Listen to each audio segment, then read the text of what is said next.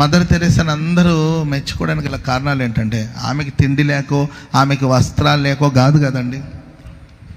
పేద ప్రజలకి మేలు చేయాలి, పేద ప్రజలకు మంచి జరగాలి. సరే, ఆమె ఇండియా పౌరురాలు కూడా కాదు, ఈ దేశంలో పుట్టిన వ్యక్తి కాదు. ఆమె పేద ప్రజల కోసం అక్కడక్కడ చేతులు చాపి అడుక్కొని దాని ద్వారా తీసుకొచ్చి పిల్లల్ని పోషించిన సందర్భాలు ఉన్నాయి. అండ్ కుష్టు వ్యాధితో బాధపడే వాళ్ళకి సేవ చేసిన సందర్భాలు ఉన్నాయి. మదర్ తెరెసా ఉన్న కలకట్టాలో మేము మదర్ తెరెసా నివసించిన ఆ గదిని వెళ్ళి చూసాం. చాలా చిన్న గది, దాంట్లో ఇప్పటికీ ఆమెకు సంబంధించిన వస్తువులు చిన్న గది, చాలా చిన్న గది అండి. ఒక 10 కూడా ఉండకపోవచ్చు. అది ఒక 10 అడుగుల పొడుగు, 10 అడుగుల వెడల్పు కూడా ఉండకపోవచ్చు, ఇంకా తక్కువే. ఒక మంచం వేస్తున్నారు, ఒక చిన్న ఏంటంటే ఒక చిన్న టేబుల్ వేసారు, ఒక చిన్న కుర్చీ వేసారు. చాలా ఇది ఈ గదిలోనే ఉండేదండి ఆవిడ అని చెప్తే నాకు ఆశ్చర్యం అనిపించింది.